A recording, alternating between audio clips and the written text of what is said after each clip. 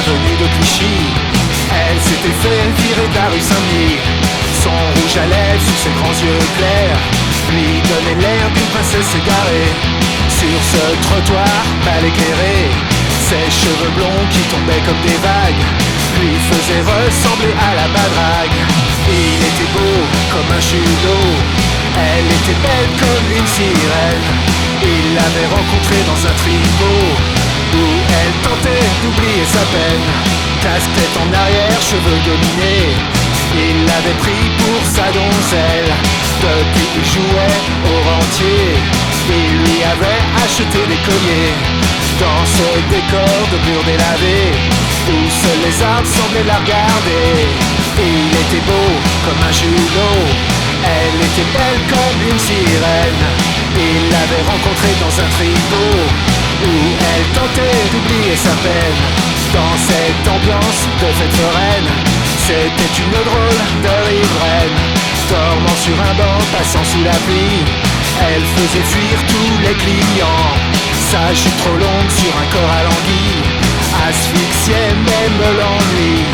Elle sortait droit d'un roman de Carco, cigarette au bec et talons hauts. Il était beau comme un julot, elle était belle comme une sirène. Il l'avait rencontrée dans un tricot où elle tentait d'oublier sa peine.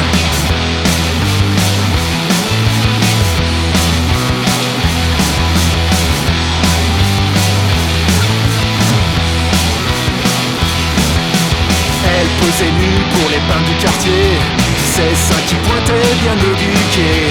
Sous son corsage rayé, elle attendait juste qu'on la paie. Puis elle déambulait comme un fuyard sur les boulevards. Rejoindre son gars, pas très bavard, au cabaret des 4 saisons. Elle ignorait l'accordéon, le regard fixe devant un verre de blanc. Dans ce miroir privé d'élan, elle boudait son amant. De tous ces escaliers qu'elle avait montés dans sa carrière de prostituée. De tous ces escaliers qu'elle avait montés dans sa carrière de prostituée. Il était beau comme un julot, elle était belle comme une sirène. Il l'avait rencontrée dans un tricot où elle tentait d'oublier sa peine.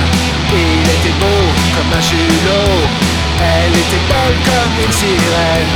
Il l'avait rencontrée dans un tricot où elle tentait d'oublier sa peine.